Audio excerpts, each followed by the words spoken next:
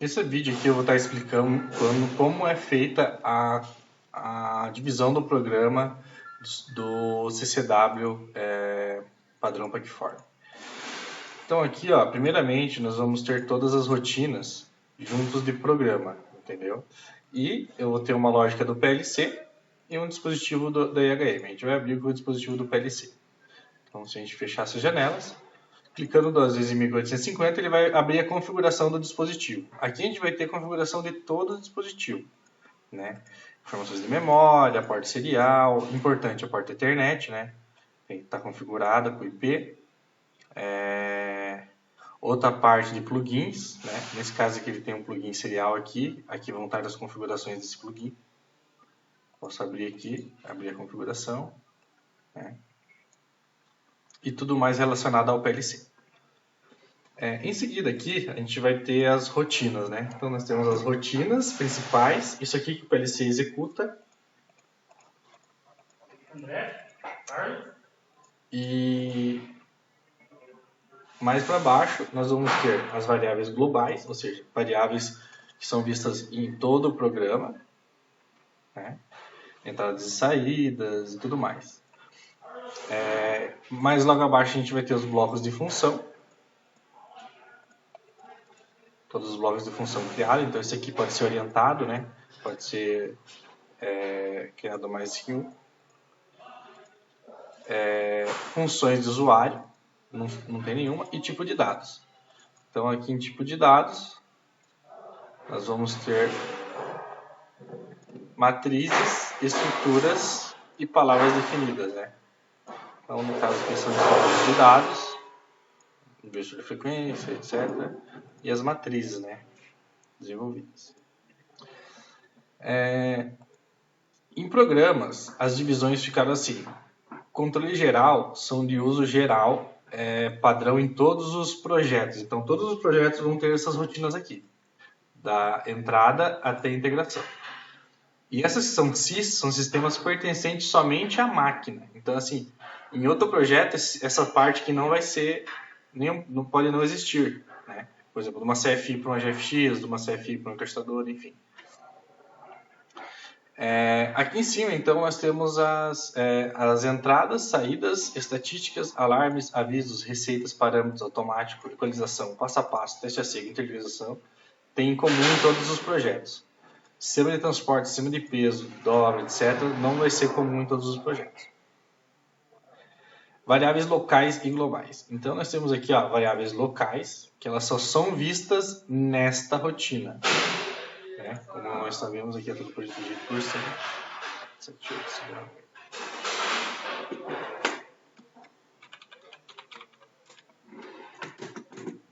Então, esses blocos só são vistos nessa rotina. Então, primeiramente, espelhamento das entradas. Então, aqui eu pego o endereço físico e jogo para o endereço local, né? Mesma coisa para saídas. Então, aqui eu vou ter cada entrada. E os sensores possuem filtros, né? Então, aqui eu vou ter o filtro do sensor para cada sensor fotoelétrico. Esse aqui é o padrão de nomenclatura para entrada digital.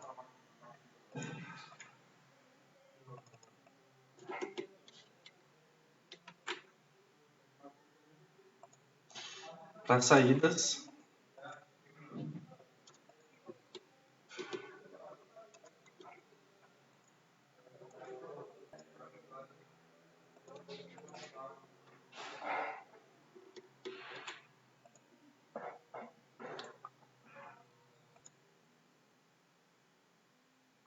então aqui na tela de estatísticas é alterado somente nessas duas linhas, né? Então esse aqui é o trigger que conta as caixas e esse aqui é o que computa quer dizer que a máquina está ligada, né? Então assim, aqui eu vou pôr o bit do sensor ou da lógica que vai fazer a contagem das caixas boas, né? E embaixo aqui para computar as horas e dizer que está produzindo. Em seguida nós temos a rotina de alarme. A princípio começa fazendo reset de todos os alarmes, né? Então aqui tem até o 28, declarado tem até o 50, então eu posso usar até o 50, já declarado na IHM. Aqui algum bit de reset bits, é a parte reservada para resetar algum bit da lógica que você esteja usando para frente, que você queira resetar antes. E logo abaixo vão estar todos os alarmes, né? Então aqui vai estar a descrição do alarme na EHM e a lógica de monitoramento do alarme, para cada alarme. Aí embaixo, os alarmes que são desabilitados durante o teste a seco, né? Eu jogo aqui para false. Chamada do banner de alarme, buzzer, né? Junto com a lâmpada vermelha. Aqui eu tenho as paradas, né? Tem a parada controlada e a parada imediata. Nesse caso aqui, essa parada ela vai como se fosse pressionar o botão de desliga automático, né? Ela vai parar controladamente. Já a parada imediata ela desliga e interrompe tudo na hora. Logo abaixo eu também tenho os alarmes que despressurizam a máquina, né? E indicação de alarme ativo, de 1 ao 50 aqui, ó. Aqui para baixo a gente já tem uma transferência dos bits para o Word, caso eu queira usar Word em algum supervisório ou um cliente peça uma Word para comunicação com os alarmes. Então são 3 Words. Aqui é um bit de advertência, né, que tem o alarme ativo. Aqui seria o total de alarmes, né? Eu tenho que indicar, caso tem 20 alarmes, então vou pôr aqui 20 alarmes. Esse aqui vai ser utilizado para navegar na tela de possíveis causas. Então, se eu colocar até 19 aqui, ele vai navegar até o alarme 19. E aqui é para reconhecer os alarmes na EHM. Esse bit ele faz sair o alarme da EHM do banner. Aqui nós temos a lógica de monitoramento dos avisos. Seria a mesma forma que os alarmes, só não tem o reset, né? O aviso ele não faz nenhuma ação na máquina. Faz ações que não desligam automático, né? O alarme desliga automático, ou para o ciclo na hora, ou despressuriza. Aqui são todas as rotinas de visualização de avisos, chamada do banner de aviso, indicação de aviso ativo, transferência dos avisos para o Word, conforme os alarmes, e o ponteiro de navegação das possíveis causas, também 16, né? Ele vai navegar até o 16. Em seguida, nós temos a gestão das receitas, então todas as variáveis de receita são colocadas aqui. Então, aqui seria o primeiro sistema, né? Esse sistema eu vou estar indicando, essa variável aqui, ó, ela é criada como variável global. Toda variável de receita começa com R, underline, e o I seria o tipo do dado. Em seguida, a descrição do parâmetro. Então, R de receita, underline, I de inteiro, e V de velocidade de máquina. Logo abaixo eu tenho tempo, recuo, Y2, e assim sucessivamente. Depois eu tenho move, né? Aí aqui pega o endereço da receita, né? G, underline, I, receitas, o índice de produto, ponto 1, que é o sistema de dobra, e o parâmetro 1. Eu tenho 50 parâmetros reservados para cada sistema. E do lado a descrição.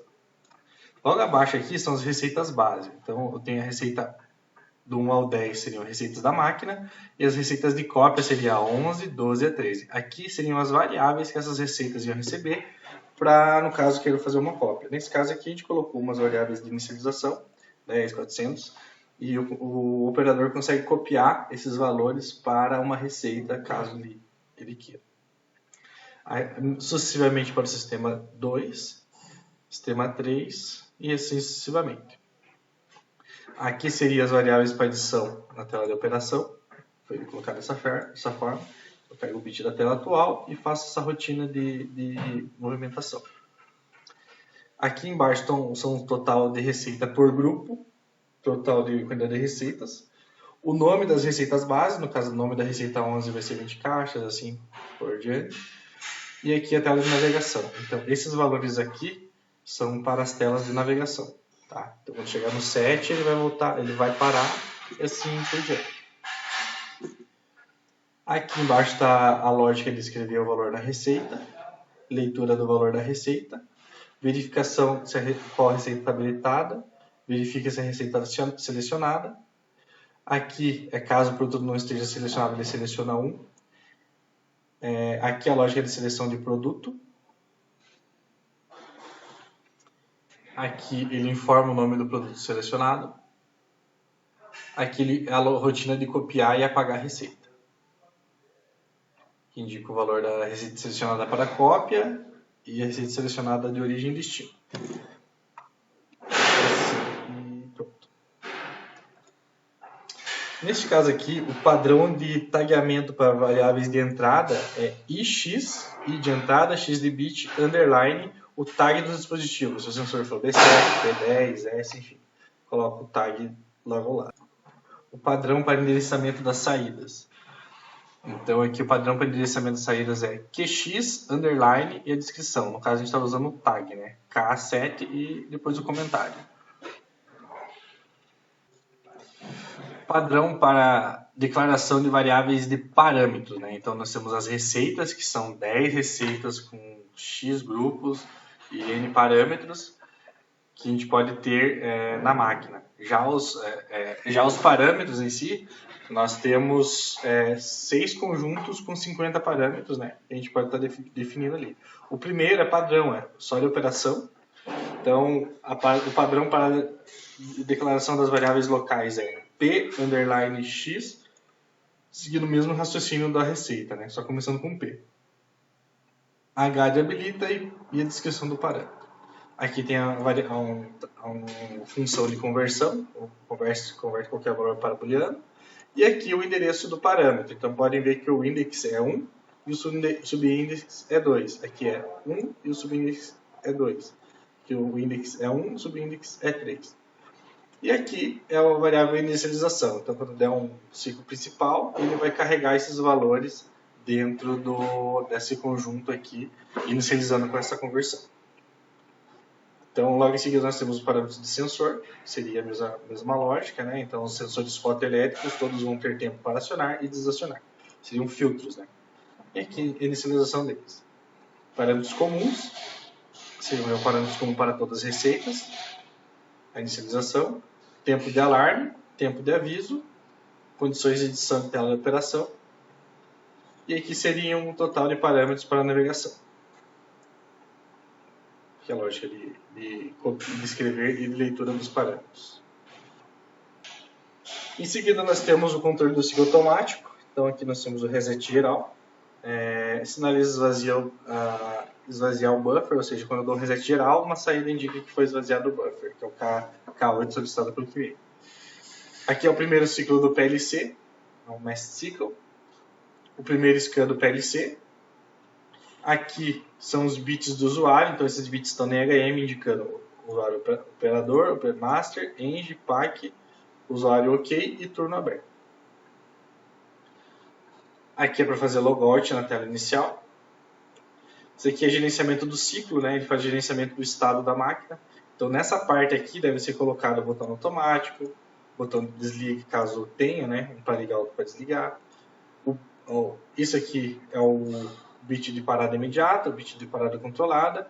Aqui seria o sistema ocupado, ou seja, ele aguarda esse bit para zero, conta um tempo, e daí que conta um tempo, desliga o automático, conta outro tempo, desliga a esteira. Reset geral, rearm, usuário logado, máquina pressurizada, tempo de esteira para ligar o automático, tempo da esteira para desligar o automático. Tempo máximo de parada para realizar a parada, né, para ele não ficar em loop. Tempo para duração de pressurização e tempo de liberação das portas. Aqui são as saídas que vão para HM do estado da máquina, automático ativo, automático desligado, isso tem que encaixar dentro da máquina. Aqui a lógica do acionamento do sinaleiro, temporizador de liberação das portas, né, após solicitação das portas, e aqui gera um pulso, né, então esse a gente usa para fazer piscar as lâmpadas, um pulso de 1 Hz e um pulso de 2 Hz. E aqui indica se que o modo manual está ativo.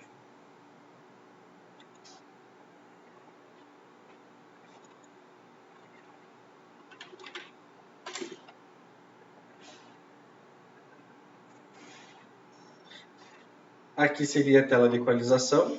Como eu não tinha falado antes, mas como vocês podem ver, as variáveis de uso geral, começa com G, underline, o tipo do dado e a descrição. Então, assim, tudo que for geral já está com lógica atribuída, né? Já é lógica atribuída de máquina. Tudo que for parâmetro é P, entrada I, saída Q, receita R.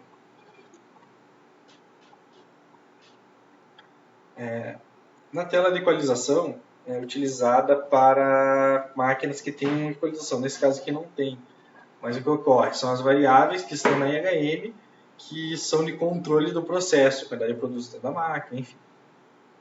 Aqui é o modo passo a passo, né? São os passos a passos do controle principal. Teste a seco, no caso aqui não vai ter. Aqui a interligação da máquina, ou seja, aqui vai estar a parte de troca de sinal com a máquina do cliente. Então aqui indica quando a máquina está cheia, enfim. São as lógicas de acionamento e desacionamento da troca de sinal. Em seguida, nós já temos sistemas específicos daquela máquina. Então, assim, no caso aqui eu tenho o controle dos acionadores, né? Como é feito. No caso aqui eu tenho o sistema de peso, sistema dobrador interno. Aqui já está em bloco, né? A gente fez um bloco. As variáveis específicas de sistema, que eu vou apresentar aqui agora, elas começam com a sigla sys. Então aqui, ó, aplicação atual, ela vai estar sys e aplicação atual. Essa variável, ela vai para a EHM, né? E ela é específica na tela de monitoramento. Então, assim, ela não é do sistema, ela se aplica só a essa máquina. Então, caso eu queira apagar as variáveis que não, caso eu queira fazer um programa novo a partir desse, eu estaria apagando todas essas variáveis com sys aqui, né? Tudo que tem sys eu deleto do programa e começo sem essa parte de declaração de sys, né? E deleto os FBs em si. O restante das variáveis continuam no programa. Enfim, então aí está.